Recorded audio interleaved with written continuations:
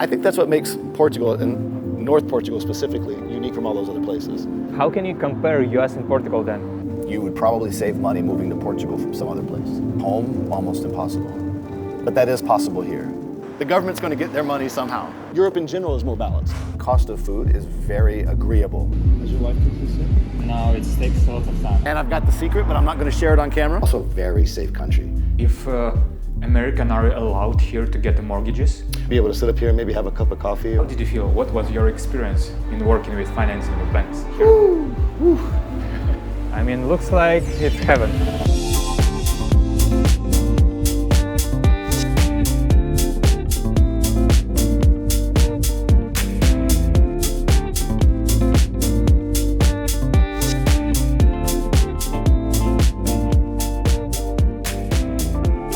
Hello everyone, we are in Porto in Foz, and the luxurious area in Porto actually. Here is the ocean. Behind us we are going to center direction, and I'm glad to introduce my friend Shad, and we are lucky that you can share your story because he relocated from US, California to Porto. And why did he choose Portugal? What is behind the scene and what are challenges? We want to share with you like a real experience of living here. Like truth, really. We want to touch a lot of points, right? So Shad, tell us who you are. Wow. Who am I? What a great question, Alex. I'm from the United States. Okay. As you mentioned, we moved here from California. I'm originally from a small town in Oklahoma. That's where my family's from. But I've been mobile like my whole life. I've lived in 50 different addresses in my 54 years of life. Traveled to more than 35 countries for work or for living. I've been pretty much mobile my whole life. My mom and dad, they both worked in jobs outside the home. And so my grandmother raised me when I was really small.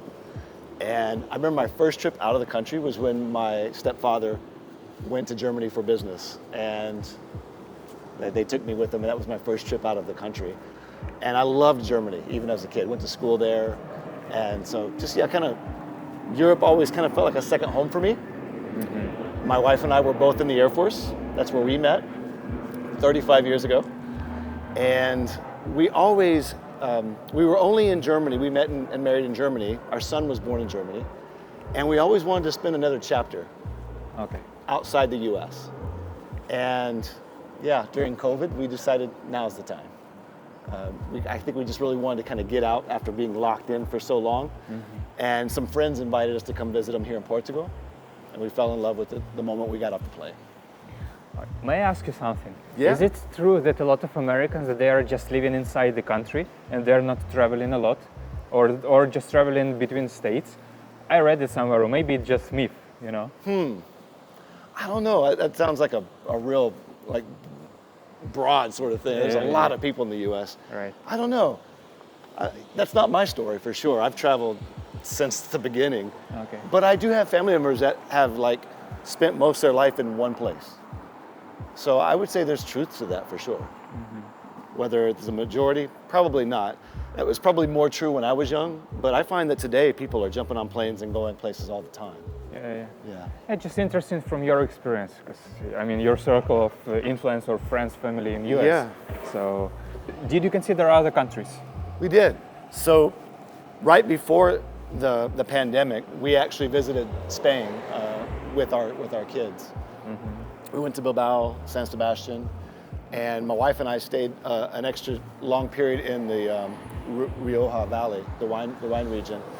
And interestingly, it was during that trip that our friends were moving here from Croatia. So this was like, I don't know, maybe 7 years ago now. And we just missed them, and they were like, but as soon as you can, you need to come visit us in Portugal. We'd love to see you. We've known these folks for like 25 years. And so as soon as we could leave Los Angeles following the pandemic, we thought, now's the time. Let's go visit our friends in Portugal. And so it was kind of an inspiration for us to do something after being locked up for so long. But we were considering Spain because we loved it when we were there. And I've always wanted to be near the coast. I've always wanted to have like palm trees. It's very similar to Los Angeles. But I wanted something outside of Los Angeles because Los Angeles is very congested. It's very hustle. You know, it's great for earning money. It's great when you're in that working stage of life and you want to kind of maximize your earning potentials. But what comes with that is, the grind, right? The hustle. And you feel that. You feel that in Los Angeles. So I wanted the feel of California, but I wanted something more calm, a little bit more balanced in life for this chapter of life. Yeah. So did you create like list of criteria for the countries? You mentioned already like ocean, clouds, right, for example. right. Less hustle or something else. So that puts into play places like Spain, Greece. We love Croatia, Okay. Italy. So we've visited all these places, and we've always thought, this would be a great place to kind of maybe spend a chapter of life. But Portugal, the minute I stepped into, right off the plane, I mean, even before that, when we're flying in, I'm looking out and we're coming in and the waves are crashing into the, into the continent, and the sun's shining, and it's like the countryside is emerald green. I think that's what makes Portugal, and North Portugal specifically, unique from all those other places. All those other places, they have the sunshine, but it's maybe a bit more arid and dry, more desert-esque. And here, as you can see, you get rain. You really get the seasons, but it's also, coastal and palm trees and sunshine. So we had a pretty short list already. Yeah, great. So how can you compare US and Portugal then? I mean, I know that US is, 330 millions of people. How many states? And growing, 50 states. 50 states, Yeah. a lot of different nature. It's hard to compare whole country, but what's the main difference you can find? So it is, it's big, right? Right. And so another travel trivia, if you will, is we traveled through 49 of those 50 states. Wow. So we've seen, pretty much everything the US has to offer. The exception is Alaska, and we definitely want to go visit Alaska someday. So, and we've lived in multiple states. The big difference for me, there's some similarity. One is, I find that Portugal is very much a coastal country. By that, most of the population is on the coast. Mm-hmm. That's true of the United States as well. We do have big cities on the interior, but it's pretty open space on the interior. Although it's starting to feel very congested.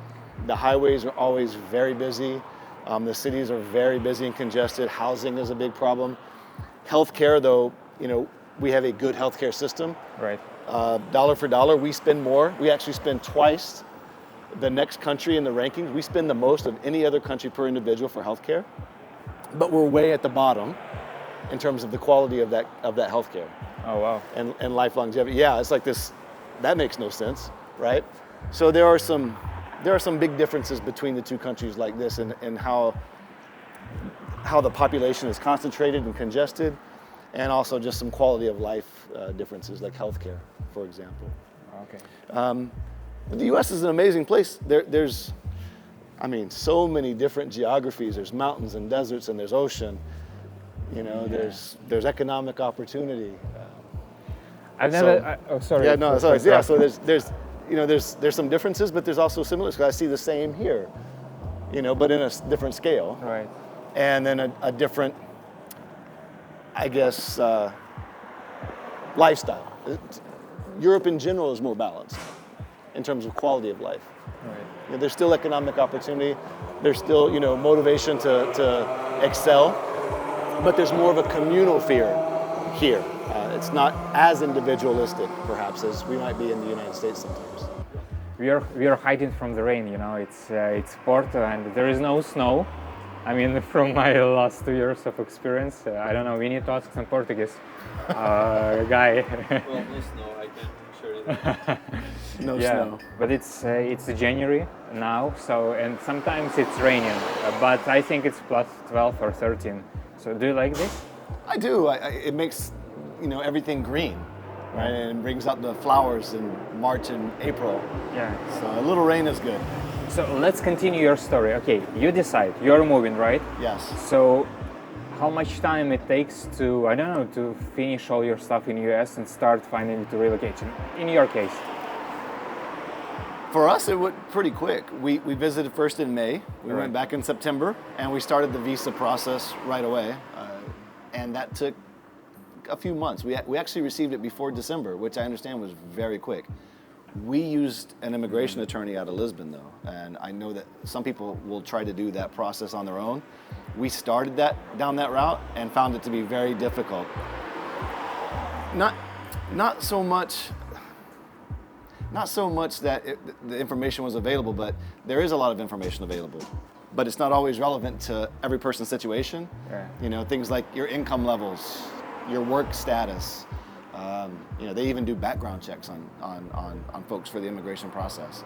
And we found that it was, you know, the Portugal system likes a lot of paper. No kidding, our binder of our paperwork was like this thick. Each of us, Christy and I both. And the attorney was helpful for us to like understand exactly what those things were. Otherwise, we might have gone back and forth within the system trying to figure that out. And of course, we didn't know the language, and so that for sure slows it down. So my advice is always, if you can't afford it, work with, you know, an immigration attorney or people that can be very helpful in the process. By the way, our realtor was also very helpful in that process in helping us find an address, you know, a place to, you know, because an address is essential to getting your tax ID number, which is essential to the whole process. So did you do this online or here on the place already? We did it in location. We started the process here. Yeah. When we were here for our second visit, we created all these relationships, and so that allowed us, because we had to return to the U.S. You know, as the timelines are, you have to be in the U.S. when these things happen, and so we had to, you know, establish the relationships here. Then we went back to the U.S. to kind of wait and continue the process. And honestly, most of the bureaucracy was actually for me on the U.S. side. We also shipped a pet, and shipping a pet requires its own sort of, you know, bureaucratic process. And we found because of COVID, a lot of the government offices were working virtually and by phone system, and it just was very inefficient. Okay. So that may be different today, you know, a year and a half later, but at the time it was a very difficult process, even in the U.S. So what's your actual status right now? So you got a visa, and for how long? Do you have residency? I mean, it took. We do. Yeah. So share, please. Absolutely. So once the visa was approved to stay long term, that whole justification was to apply for residency status. And again, depending on who you're talking to, you may get residency for 1 year or 2 years or something. I don't know what the rationale is behind these determinations. Oh, really? We received our residency card within, I think, 4 months. And our residency status is for 2 years, and then it's renewable. Okay. Are you waiting for, do you want to get Portuguese passport? Is it your goal somehow? We've been talking about that. We think we would like to, at some point, apply for the citizenship, which is one of the reasons we're also studying the language, because it is a requirement to pass, I believe, the A-level exams. So how do you feel with your Portuguese level? I feel like I'm going from kindergarten to first grade, but that's only after it's after 4 months of lessons, and I do get from people that I talk to that I'm actually doing quite well. They say for 4 months that my Portuguese is advancing nicely. So do you find Portuguese like hard language? Muito difícil. Muito difícil. Very hard. Very hard. It's unique. You know, I know but it's Portuguese. rewarding. Yes. You know Portuguese. Yes. Just a little, you know. Pouco. Pouco de português. Yes. Sim. Pouco falo português. This is what I'm using, you know, when some delivery guy comes to my apartment or in shop, you know. Pouco percebo, pouco falo. Yeah. Eu aprendo português. Calma. Faz favor. Are we spot on, Danny? Good deal. So what about taxes? I mean, Taxes. Do you still have some company in US or here, and what's regulatory in this way? So tell me this, Alex, coming from another country as well. Right. Like, is it easy to figure out taxes anywhere in the world, or is it like super complicated? Because I find it super complicated. Yes, yeah, of course. What I've discovered in all of my travels, that the government's going to get their money somehow. In some places, they're going to get it through, you know, property tax. Some places they're going to get it through sales tax. Others they're going to get it through inheritance tax. Others they're going to get it through income tax. There's all these taxes, and depending on where you are, even in the United States, every state has its own tax system. So the tax system in California is different than the tax system in Georgia, for example. At the state level, there is one federal tax as well. And I've just found that anymore, you have to have a professional to help you understand what's really the best for you. So, you know, I think Portugal is no different. People consider it heavy tax, but I would say, well, the only way to truly know that is to pull out a year of spending and look at where your tax dollars went and what you're getting for them. All that to say, I'm not exactly sure how I feel yet. I feel that the retail tax is quite expensive because you hit 23% Right. every time you go to the register. That seems heavy. But my property taxes are nowhere near what they were in the United States. So at the end of the year, I have to look and say, well, you know, for my circumstance, is this a better situation? And I believe that it will be a better situation here for me. What's your tax residency? I know that if you're living here for more than 6 months on regular basis, so you need to be a Portuguese tax residence payer, right? Right. So what's in your case? Right, so there's special circumstances I know between the United States and Portugal for the tax situation. So if I'm paying income tax in the US, there's a certain set of regulations that apply to me here. Exactly. So this is where it's important again for wherever people are coming from, they kind of work with their accountant or do their research to know what the differences are. For us, we have sort of a, maybe call it a tax holiday initially in Portugal. But if we do decide to become citizens or we stay here long term, then that tax situation changes. And, you know, maybe then we would pay taxes on income that we're receiving. All right. So they have for us, we're registered in that non-habitual resident. NHR status, yeah. Right. I have the same. And again, our attorney helped us with that process. Otherwise, I might not have been so in tune with it. So she was very helpful in us registering for that process. Yeah, by the way, my accountant, he's an Algarve, and she helped us to get this status, for example. You know, so we are doing everything online, basically. Yeah. I think you can do it even if you're staying in US. Just need some representative. Yes, here. exactly. They like to see you in the appointments as well, I noticed. So when we when we applied for the visa, we had to go into Lisbon. Not even here in Porto. We had to travel down to Lisbon for the appointment. Yeah. And it was pretty quick actually. I think we were in and out in about 30 minutes or something, 45 minutes. Let's go here maybe. It's a fascinating experience to not just to travel to another country, but to actually immigrate or move to another country. That has been, you know, very eye-opening for me as to what other people in the world experience. Like I feel very fortunate that I have the resources to be able to do it and have help. I couldn't imagine, you know, being in a country where you're forced to leave for some sort of conflict or violence or something like this, and you have to leave and not have those systems to navigate that process. That has to be very, very difficult for people. And so, it's been an eye-opening process for sure. And one of the, I don't know about for you and your wife, but for me and my wife, when we got the appointment to come in, finally, we had 2 separate appointments in 2 different locations, but on the same day and roughly about the same time. Oh, really? And we're like, how are we going to get to these 2 places? Yeah. Right? And again, fortunately, the attorney's office worked to line them up. And we found that very strange because we submitted everything as one family, as one family, unit. Right? But Portugal really treated us as 2 individuals. I found that quite interesting as well. So yeah, we're here at the entrance of the Douro River. Douro River. So river, it's like, you mean like part of ocean. Oceans come from this side. Right, we got the Atlantic Ocean, right? So if you look close enough, right, you can see there Virginia. Okay. See to the right's New York. Okay. I know they South Carolina over here, yeah. Okay. Oh, sorry for interrupt. No. It's on my wish list to have cruise ship from Porto or Lisbon right away to this side, to Boston or to New York, you know, for 10, 11 days. And look, you can see the oceans crashing against the seawall. Yeah. Where'd you go? Sorry. That's okay. Yeah, so you can see the ocean crashing against the seawall there. Oh, yeah. Yeah, so this is the Douro River that's feeding it, and if we go up this river far enough, we hit the wine region, right? Yeah. Fantastic wine region. Oh, sorry, I said whoa, because... the wine... world of wine. The world of wine experience, right. Yeah. And even beyond that, the actual vineyards, yeah? Yeah. So this leads us right into downtown Porto. So where is this again? Lordello. Lordello. Yeah, Okay, yeah. okay. Lordello. And then Gaia Yes, and Gaia. on the other side of the river. But Gaia is still Porto district, but it's not part of Porto basically. Right. It's just district.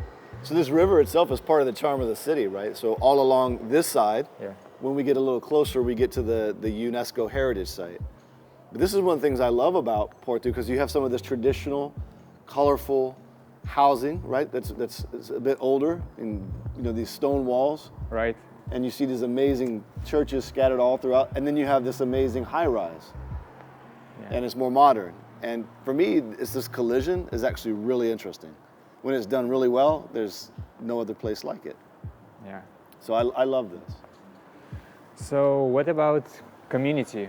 Are you missing maybe English-speaking people or Americans or maybe friends, family? Yeah. Do you know a lot of expats here, or you prefer to speak with Portuguese people mostly?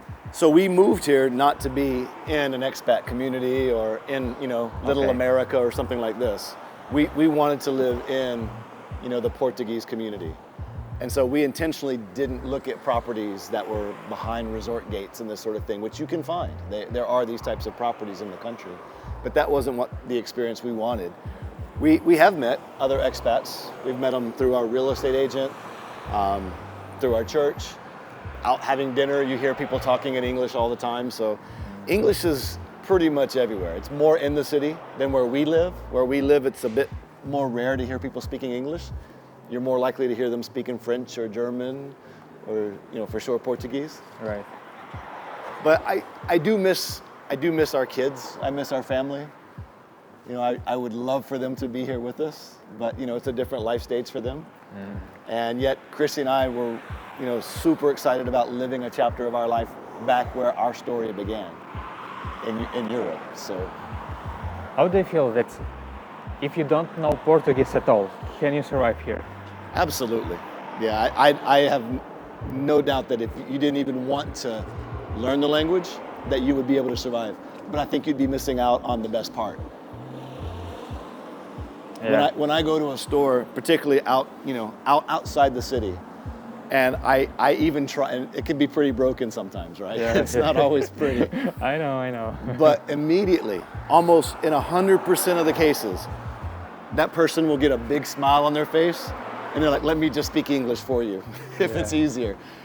Almost 90% of the time, this is the case. But we go to the doctors, we go to the grocery store, we go to the hairstylist or the barber shop. No problems. And we have been able to do that from the very first day. Let's go here, this way. Yeah, and you know what they say all the time, sorry for my English. Yeah, like, no, sorry for my Portuguese. Or they are saying, do you speak, Senor fala English, and they, oh yes, just a little, and they start to speak normally in English, Or, good level. of course I do. Yeah. I learned this is a cool bit of trivia. So the people in Portugal that are more my age, so maybe 40 plus, they're more likely to know French because that was more the language of diplomacy and history, is what I hear. But the younger generations are learning English more frequently. So I find this very interesting. When I meet someone my age, they ask me if I speak French. Yeah. In fact, one of my neighbors, when I first met him, I think he went through every nationality before he finally gave up, and I said, Estados Unidos, and he's like, ah! He's like, are you Irish? No. Are you English? No. Are you French? No. German? No. Shad, can we speak a little bit about your struggles here? I mean, looks like it's heaven, but did you experience maybe some really problems, issues, some difficulties? Initially, it was very difficult to find a place just to rent. It was almost impossible. And it made it more difficult for us because we have a pet, so properties that would allow pets, it was a very difficult thing to find. And our second trip here, again, we were working with a real estate agent, and she was very fortunate to find us a property the last week we were here. So it happened almost at the last minute that we found this property. And I think that's part of the other side of the Portugal story that we don't always hear, is that because there's such interest, it's actually on the rise, right? So there is an economic vibrancy right now there's competition for properties. And so having someone that can help narrow down your focus of where you want to be is super important. So that was a challenge for us. I think my wife, for sure, I wasn't as concerned about the language or culture because I've traveled so much, and I felt confident that, you know, with a humble heart, you can find your place anywhere you go. But my wife was more concerned because she hasn't traveled nearly as much. I think she was more concerned with the language. And she's doing amazing. And it's not, you know, language isn't something that's second nature for her. She doesn't speak additional languages. Like I speak a little bit of a number of languages, but Christy, this is her only second language, and she's doing quite well, actually. Okay, so it's challenge number 3, right? Yeah, challenge number, let's see, what other challenges? It's a tough question, Alex. I don't. Choosing what's for lunch. Yeah, really. Deciding who's going to cook that day. That's one of the most difficult challenges, for sure. I think one of the challenges for me is this, because I also like to be a part of my community. And when I find that being new, kind of understanding what's happening in the community can be a bit difficult to understand. For sure, you can go on Facebook groups, but that's always a very limited thing. For example, we would like to volunteer in the community. Finding out the process to do that I'm finding quite difficult. Say if I wanted to go volunteer at the hospital to visit people that are not feeling well, or maybe do some work with the kids in the school, that information is not always easy to come by, especially if you don't understand how the government works here. And if you don't know the language really well, that makes it more difficult. So Yeah. I found that to be a bit of a struggle. But I did get invited by a friend to go actually, she's a teacher, and we weren't even here for a month, and she invited Christy and I to come and talk with her class. And it was fantastic. I think that's why I want to volunteer more, because I really enjoyed that time. So wait a second, they're Portuguese, all of them. All of them were Okay, Portuguese. so did you speak, someone translated you or? Absolutely. Well, and the kids, the class was actually an English class. And that's why I think the teacher wanted us to come, so they could practice their English. Okay. So that made it a bit simpler. Let's speak a little bit about food. It's a big part of, you know, like authenticity. Yeah, Like really. yes. Let me ask you a simple question. Do you like Portuguese food? Love Portuguese food. But I've always loved a Mediterranean diet. And although we're not on the Mediterranean, we're on the Atlantic Ocean, it's very similar, right? There's a lot of seafood, a lot of freshly grown vegetables. I think, and I'd probably need to check the facts on this, but that Portugal could completely sustain itself in its own food system. Where we live, there are farms everywhere, and they grow carrots and tomatoes and lettuces and just, you know, there's all kinds of citrus trees, avocado trees. I mean, just about anything grows here. And so the fruits and vegetables are very fresh, the nuts are very fresh, and it's plentiful. When we first moved here, we were still experiencing, in the United States, shelves at the grocery store that were empty. So like, yeah, Really? that look on your face was my look as well. What do you mean? How many years ago? No, a year and a half ago. Oh, yeah, really? yeah. I was, when we first went back, after our first visit, we were so shocked because everything here was fully stocked. And we went back and there were empty shelves. And I couldn't understand how the United States, with its strong supply chain, had this circumstance, but it was still taking time. And I think this has to do with the so many people in such a small amount of space with a very pent up demand, right? Yeah. So for me, this started to shed the light on the differences between places. When you have a lot of people, kind of the dynamics of that existence just change. The needs change, and that was a surprise for me. It's kind of it makes sense when you think about it, but when you live it, it's a very different experience.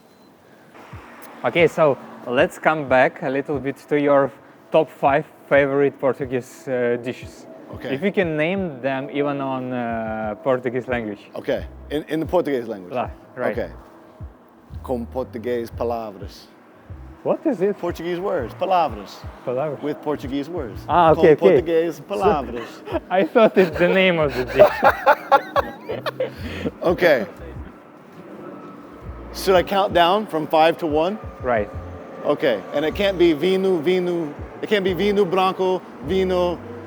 And cheese, tinto. queijo. Yeah. No, okay. Not these things. It has to be something else. Something serious. I mean, Vino, pastry. vino is serious. Okay, vino one. Okay.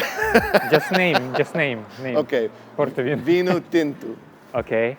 And I like Esperão. That's the type. Okay. Or the winery. Okay, that could be, no, that doesn't count. Okay, so number 5. What the sausages? Salicious, but not salicious. Chorizo. Okay, chorizo. Chorizo. Right. Chorizo and arroz. Right. Chorizo com arroz. Sim. Okay. Chorizo com arroz. And for the English folks, that's like sausage and rice. Okay. Okay, it's very basic, but that's number 5. Okay. Okay. Número 4. Simples frango. Com batata frita or just? Com batata frita, sim. Okay. So, We will show this plate. You know? chicken with rice, very standard. It's not very sexy, but we're working down to number 1. You know, he named sausage and he named chicken number 5 and 4. Okay, número 3. Francesinha. Okay, You must, I don't care where you go in Portugal, someone is going to ask you that day what you think about the francesinha. So you have to try francesinha everywhere because there's a favorite place. Yeah. And there's so many different varieties of the francesinha. You need to be specific that do you like it with egg or without egg. They even make a vegetarian francesinha. So you have to be able to articulate that. That's my number 3. Can you explain for our audience what does it mean, francesinha? Okay, francesinha is this real fancy sandwich. So it's a lot of different meat and cheese, and that's the variety, right? It's not necessarily always the same, but for sure, there's typically some bife or steak, some ham, or what's the word for ham in Portuguese? Fiambra? Friambra. So queijo, some cheese, and there's a magical molho, or sauce, that's on the top with an ovo, an egg. Egg, yeah. Exactly. That's basically the French. And this sauce is like a beer, tomato sort of infusion, I think. Is it the basic? I don't know. But Antonio, ajudar. Senior sauce is actually bones of the pork, I believe. Really? Yeah, and beer. You're absolutely right about that. And tomato. Probably onion, probably garlic, because everything that's Portuguese takes a lot of garlic and a lot of onion. In the comments. This is a real Portuguese guy. The expert. Not us. The expert. Okay, so now we're on dois. see. Okay, I make this at home. So one of the very first things, maybe I can show you this later today, is I put in a grelado. Is this great? Cozinha grelado. Yeah, the grill. The grill, the barbecue, churrasco. So this was the first thing we put in the house. Okay. Right? So we had to have authentic. And my favorite thing to cook on there is peixe. And specifically, dourada. Dourada. Sim, this is my favorite. So we stuff it with a little lemon, some spinach or something, and I grill the fish. Okay. And batatas, of course, arroz, legumes. Vegetables. Dourada, legumes. Okay. Legumes. Clear. Sim. So that's number 2. Okay. Número 1. Polvo. Polvo. Ah, okay.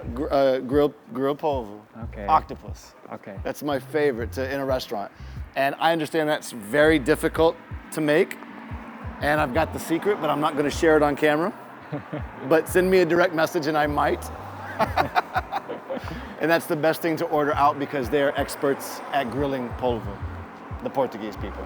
Oh, I'm becoming hungry. What time is it? Yeah, maybe we can go even to your place and grab something in a bakery. For Why sure. not? For sure. Let's go. Quick update. Quick update. We had a conversation, a sidebar actually. Yeah. There is a favorite food. Number 0. Number 0 in Portugal. It's probably the most famous dish, and this was my oversight. And that's bacalhau. Yes. Bacalhau. That's the Portuguese national food group because it's prepared, I don't know, 100,000 different ways. Yeah. And you could even get it in these little pastries. So there's kind of a fried pastry with some potato on the top. Yeah. And that's I actually like this the most, is the little... Antonio, what's the name of this one? Bacalhau with just potatoes. It's at the potatoes and it's fried. And onions, maybe. Yeah. But It's like a little pastry. with cream as well. Yes. What's the name of this one? Bacalhau com natas. Com nuts, com sweet cream. Oh, not sweet. Just cream. Yeah. And you did, and we didn't talk about dessert either. So the other important food group Yeah. is pastel de nata, which is the cream pastry. Yeah. And I mean, like that's one of the top desserts in the world. And I love this as well. But Yeah. I was thinking originally like, meat potato dishes. Can I intervene here for a while? Basically, the conclusion is you cannot make a top 5. You need like a top 10, top 20. Yeah. This is a good point. The food in this country is absolutely amazing. And the only way I don't gain a lot of weight is that we get out and walk everywhere. Even when it's raining, it's no big deal. Okay, we will not open all the secrets now, but we will shoot a separate reel in our Instagram where we will show top 10 Portuguese food from Shad. Perfect. Great. I would like to speak a little about cost of living. But the real cost of living, not what is in articles. Like, I know that it depends on your lifestyle and your habits, Right. what apartment do you rent, but it would be great if you can share with us, Shad, your personal experience and where did you find the biggest difference with the US? Let's compare a little bit. Yeah, the rent itself, I think the rent itself is actually comparable.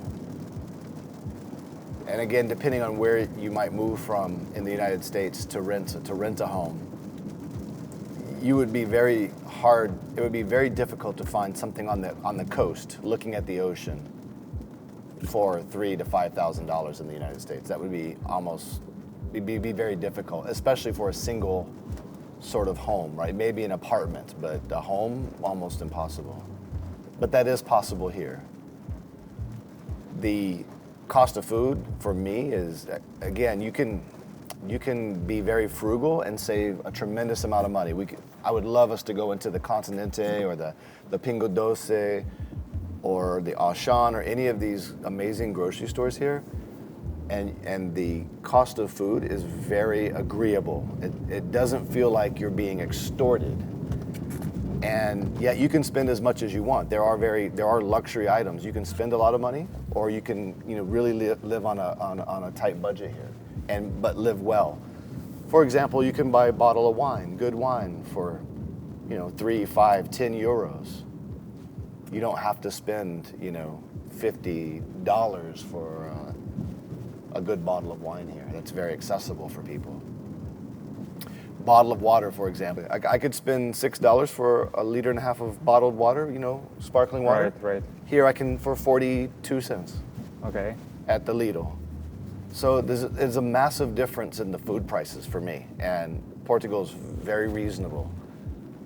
But I find that most things in Portugal that are things that are required to live, like they would consider a human right, like food and water. Even though housing's more expensive now, it's not as out of balance as I might find it somewhere else. It's still reachable here. We'll talk more about housing later, but food, healthcare, for example, very, very expensive in the United States. Here it's much more affordable for the quality of care that you're going to get. And the hospital here are amazing. The dentist, getting your hair cut, the everyday things are very reasonable. You would probably save money moving to Portugal from some other place. Mm-hmm. But now the other side of that is the workers in Portugal are probably not making as much money, and so the challenge becomes when people come from other places and spend more than they should for things, it makes it hard for the person that lives locally here. And so when people come from out of country and they pay way more than they should for a house because they can, that creates a problem for everybody else. Yeah. We did study, I think, and we have some info in our Instagram about price comparison per position, US and Portugal and other countries as well. And I found interesting that a lot of positions are close, like gym membership, like dining out in mid-range restaurant. What else? Like even for food, like average amount per month. What I found, it's just your income, you know, the big gap, like 3 times or 4, like average. I think, and pension, like social, for example, in Right. Portugal, it's around 500. In the US, I found it like 1600 Right. or 17, you know, so yeah, that's the challenge That's for the Portuguese people, yeah. Especially when they started this marketing campaign around Madeira, Azores, and bringing capital investors, golden visas, and etc. You know, prices are just growing and growing, and I think we did study it as well. And for the last 5-8 years, the prices for rent and per square meter, if you want to buy, like raises 2 or 3 times. You know, it depends on the region. Exactly. Cars, for example. When we were shopping for a car, and we bought a Peugeot, it's economical, it gets good gas mileage. We initially thought maybe buy electric even, because there's a lot of push for sustainable energy here in Europe.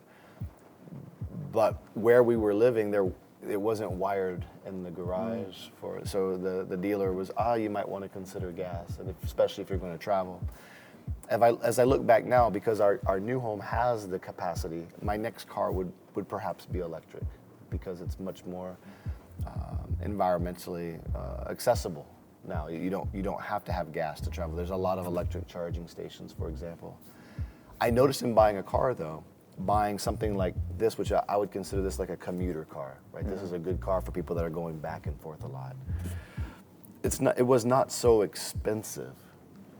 But if I were to buy a sports car, you know, Porsche or even a Ford Mustang, I understand that the taxes on that and the consumption tax, because the engines are so much bigger, that those become outsized expensive. So in the US, it wouldn't be that big of a deal, but here it would be a much bigger purchase, because the engine uses more gas. And the cost of petrol, for example, the cost of petrol is more expensive here, for sure. Twice time, I think. I think it's around €1 in the US per liter. Here is almost 2. Yeah, more. Yeah, it's probably double now. So do you feel that infrastructure is in Portugal is ready for electrical cars, bikes, etc.? See, at first I thought no, but now I'm second guessing that. I think maybe it's further along than I initially thought. Okay. We just moved into our house, and we've already had a number of solar companies that have made proposals to put solar panels in our property, and I understand that even there might be incentives to do that. And for sure there's enough, although today it's not exactly the most sunny. Most days here there's some sunshine. Mm-hmm. So I'm going to look into that in the coming year to see if that's not a better longer term solution. So where do you live now? I live in Vila Chã.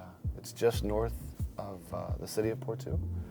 So one of the amazing things about Porto is they have this metro system that runs through the city. I probably would not be so inclined to take the metro in many major cities. This one is very good. It's reliable, it's clean, and it was important for us to be off the metro station. So where we live in Vila Chã, even though it's about a 25-minute drive, it's also about a 25-minute train ride on the express line. And so that makes it very easy for my wife and I to jump in the metro and come to town for dinner. And then using the car? Don't even have to use the car. Yeah, okay. Yeah. So we could be here, for example, in about 30 minutes from our house, just on the metro. I could put my ear pods on, or have a conversation with my wife and not worry about sitting in the traffic. So did you consider other areas, or for how long have you been searching houses? We just saw Vila Nova de Gaia, for example, amazing area, right? Or we've been on this Foz and Matosinhos, we just drive here. Why did you choose this area? When we were here preparing for our visa application, it was very hard to find a place to rent. And of course you have to have an address. You have to have a place that you're living in order to apply for this. Such a catch-22, the process, right? You have to have an address, but you can't have an address without a bank account, but you can't have a bank account without the NIF, but you can't have the NIF without the address. So it's this really perplexing situation. And we had a hard time finding a place to rent. And we happened to find a place in Vila Chã where we live now. We looked all over the city, but we did want to be near the coast. We wanted to be by the ocean. And it was really luck that we got this first place for rent. And we loved that. It's really a village. It's an ancient fishing village. And if we have time, maybe we can go and look at that. The women still push their husbands off in the boats, off from the coast. There's it's amazing the strength of these older women who are pushing these big fishing boats into the ocean by hand. They still do that here. And this is the village I live in. You know, I saw that there even they have some bacalhau in their backyard to make it dry on there. You know, like you can buy it right off. style. You can buy it Yeah. right off of the boat here. It's amazing. And so we fell in love with this village, and we noticed that there were building some newer homes, and we really liked the village. But there was no advertising. We would look on Idealista or what's it, Immobiliaria? Is this the other one? Imo Virtual. This one, yeah. And we weren't finding it. And so we started talking to our neighbors about, well, who's building these homes? Because there's no signs, there's nothing. And eventually we found out the name of the company and the person who was building these homes. And it turns out that it's a family construction company that they've been in Vila Chã for many generations. And they've actually started to kind of rehab the houses that are around, the older ones, but also building newer ones. Mm-hmm. But he does no marketing. It's almost all word of mouth. And so we ended up meeting him. And he says, yes, you know, we're always building. And oh, for sure, we're going to have some more, but it may be, 3-5 years. And we were thinking, we have no idea if we're going to be here that long. We don't know. But hey, please let us know, keep in touch. And, as we keep looking, maybe something will happen. A few months goes by, and he reaches out and says, look, there was a couple that they're getting a divorce, and they want to back out of the home, and it's about 80% built. I think you might be interested in looking at it. We went and looked at it, and it was perfect. It's exactly the kind of house we wanted. And so again, we got very lucky, or others might say it was divine. Divine intervention that says, Shad and Christy love it here. They feel good about this place. Here's a home for them, I kind of like the latter story myself. Okay, coming back a little bit, you said that it was really hard to rent. Very hard. What the situation in the market? There was just no properties available. And I don't know, Alex, what is that because Portugal is now a very desirable location? I think the answer is yes. Mm-hmm. Is it because a lot of people are buying and renting properties out? I think the answer is yes. So the short-term rental market is more attractive than the long-term rental market. And we were looking at a long-term rental. And for us, it didn't even have to be furnished. We just needed a place. And it was very difficult to find a place. Can you share with us the average rent price in this region, like near the ocean, as closer as you can? Sure. Well, I don't know the average, but when we were looking, our budget was somewhere between. We wanted to keep it between 1,000 and 2,000. That's a pretty big range, but we knew that was perhaps possible, even if we didn't get everything we wanted. We knew that there were properties in that range, and so we were able to get to the top end of that range for our rental property. But I think that is even somewhat rare.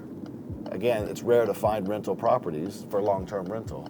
There's lots of short-term rentals, but those are actually quite pricey, I find. People want hundreds of dollars per night, and that was outside of our price range. You said that you were lucky in finding this rent.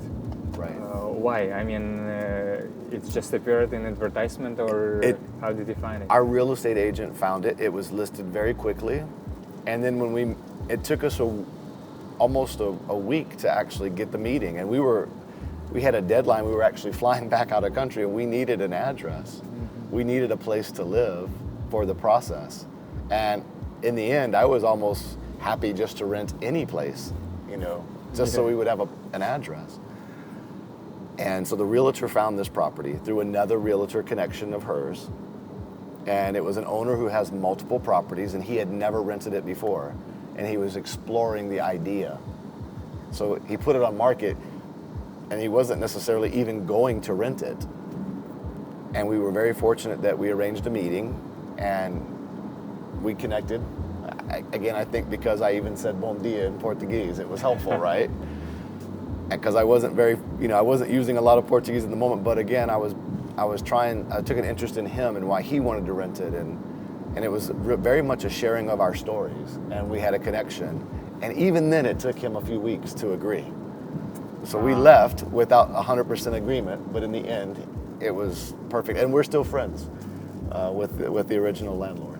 Do you have any content materials, photo videos that we can show how your rent house was? I'm sure I can find something. Yeah. It would be great just to show. It's beautiful. It was a beautiful property. It had a sea view. It was older, more traditional property.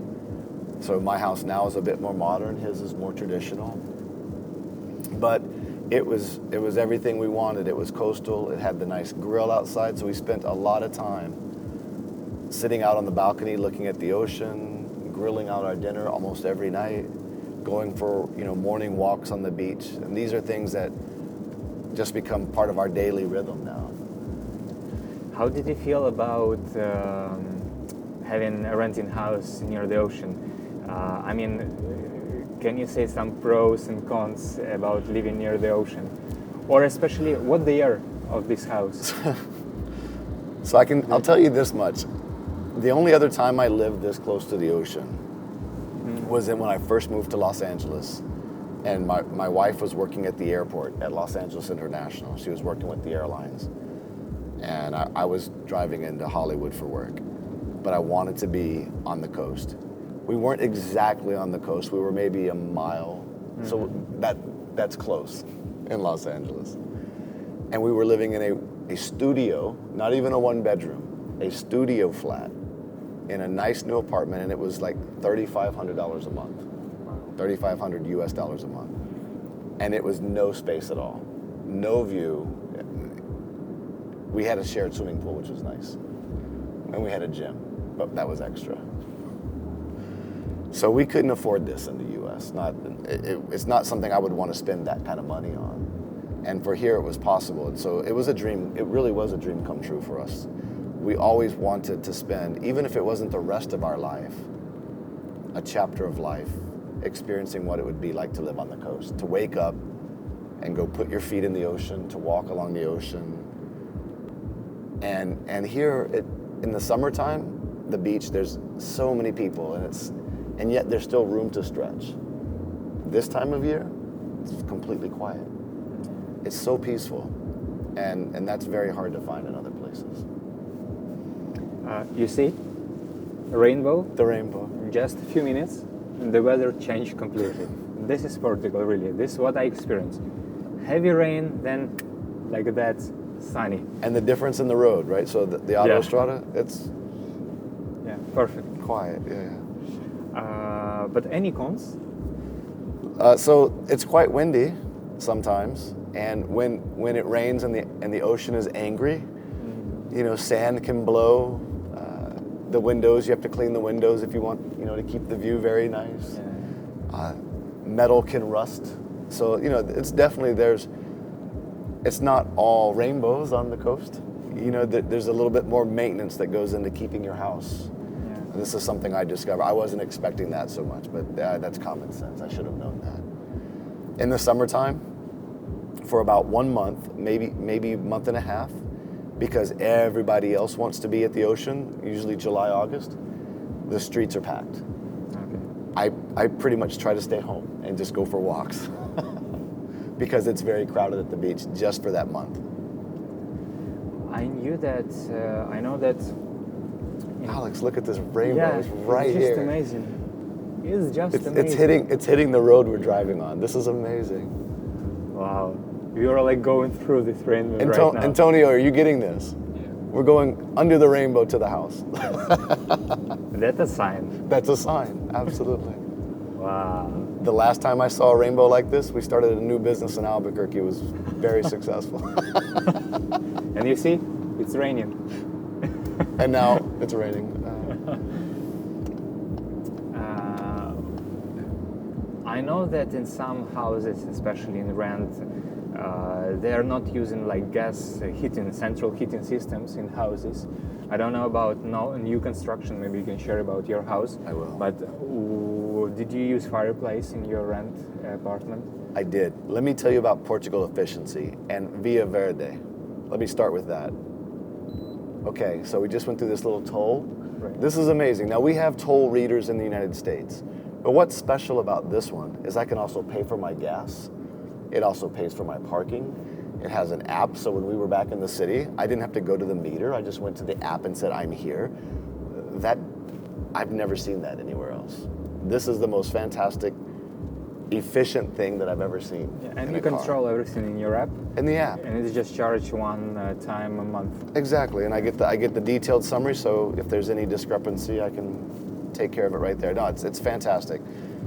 And I bring that up with efficiency because the new house is like this. The older house was more traditional, so it had a fireplace inside for the wood. That particular house also had the modular units in each room because it can also be quite humid here in Portugal. And if you don't have airflow, then of course, as in any place like that, you could have mold and other things that build up. So it's important to have the right airflow and the right humidity levels in your house. And in the older property, it was always a balance because it was an older house, and the windows were made out of wood, so that's also constantly, restaining and resealing them so that the water doesn't erode them. And so, a traditional house is a lot more work. Tile roofs as well. Mm-hmm. We live in a very modern home, and it's all concrete construction, and it's insulated.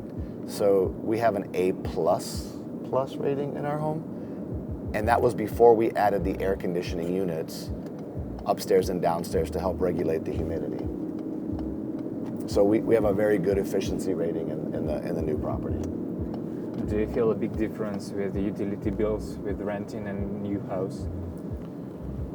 So for me, the utilities here are very comparable as well to the United States. So I think it may be a bit more expensive for the electricity, and we have a very new water system as well. In the village we live in, it's only recently they put in a community-wide water system there. A lot of the older homes were on well systems, but they're now all on the community. I think some may still have a well in certain properties, but the city really wants you to use the city water for quality control. Oh, here we go. There's Lactogal. I think it's a company that produces cheese, and I'm correct, Antonio? Milk. Yeah, Milk. Yeah. Yeah. Maybe they make cheese as well. Yeah. I think so. So this is also one of the amazing things about our village, Vila Chã. It's not only a fishing village, but it's also a farmer village. And as are a lot of the villages along the coast here. My wife's family are dairy farmers from Michigan. So for her, to smell the cows, to see the farms, for her it's like being home. For her, the farm is like the ocean is for me. Again, we've never found that combination anywhere, and you'll see it at my house. There's the house, modern, designed like this mall. It's beautiful, modern, and then there's a traditional fishing village, and then there's a farm. Yeah. You have this collision of all of these things in one place. We will try to stop now in more modern store named Continente in the outlet store, supermarket, and we will try to take some footage from normal, typical padaria, like coffee shop in your village, so you can feel the difference. This is my favorite fast food. It did not make the top 10 list, and that's a shame because it definitely falls in the top 10. But it's the stroganoff de peru com arroz branco. This is fantastic. You pop that in the microwave for like 2 minutes, and that's the best lunch. Okay, great. It's one of my So favorites. look at that, it's francesinha. To go. You see, like different kind of meats here. That's blasphemy. But how fantastic. You could eat something different for lunch for 2 weeks and not have the same thing from this section alone. Can you show us where is famous bacalhau? The famous bucket. Okay. Smell the bacalhau. Oh, you know what can be enriched as well? Also, on the list can be shrimps, camarão, or robalo. Robalo is also a fantastic paste. So on number 1 in your list there was this Rebello. Dorada. Ah, Durado. This one. Dorada. These are fantastic. Okay, passou amazing. Oh, here we go. There is Portugal. And polvo here. Here is my friend the polvo. Fantastic fish selection, right? And every market has it. This is a small fish market. This is just the neighborhood. Yeah. You go to the big mercado, massive. And you can buy right from the boats as well.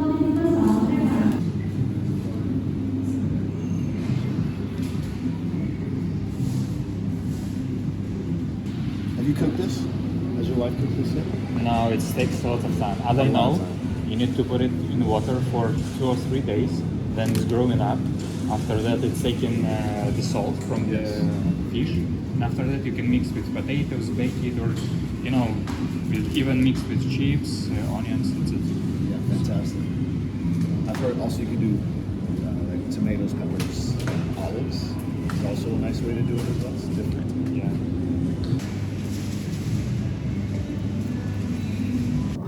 How much time it takes from your house to downtown? From my house to downtown by car is 20 minutes, 25 minutes, depending on the day and the time. But that's all the way to Trinidad Station, which is, pretty central to Porto. So you can already see we're like in these farms. So in the summertime, this will be corn. Yeah. And so they're actively farming the land that's around the village. I saw a camping place sign somewhere here. So there's a lot of vacationers. There's a lot of vacation homes here. There are campgrounds. The Camino de Santiago is right along the beach here. So all year long, we have hikers that come through as well from all over the world. So in the day, we can have maybe some hikers from Japan, from Germany, from Canada. Every day, just some new opportunity to meet someone new. So do they have a way along the coast through the whole Portugal, or it's only Porto? I believe it. So first, there are a couple of different trails. There is a coastal trail. There is also one that goes more in the middle, a little bit off the coast. And I have heard people hiking as far as Lisbon to Santiago. They may be further, but I know that at least they hike to Lisbon, and then they come through Porto, and then up into Vigo, Spain, along the coast, maybe over into Tui. This is the second route, and then they go up into Santiago, Spain. But pretty much all year there's hikers. It's a little more quiet here in January, but in the summertime, every day there's groups of people, and all ages as well.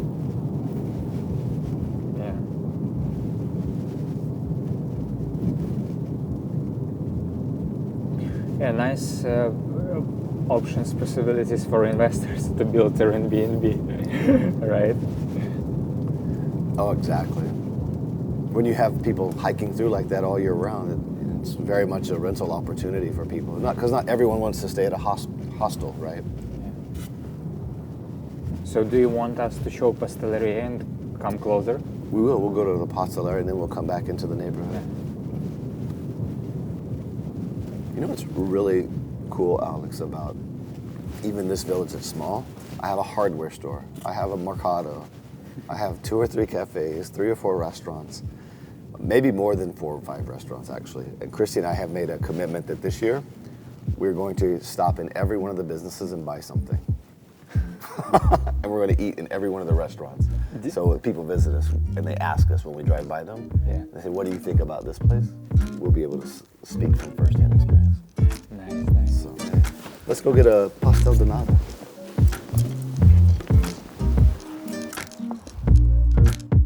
Alex, don't run away with the dessert, man. It's definitely a rehab opportunity. I can literally touch this ocean here. And so by the way, this home I wouldn't have found online. Yeah, let's look at some of the features of the house. Feel privacy here. But it was still a gamble. Our time in Portugal, we've had more visitors here in Portugal since we've been here in the first year than we've had anywhere else we've lived. Oh, I'm waiting for Next this. room, the big reveal, okay. This crazy view from your bedroom. Saúde.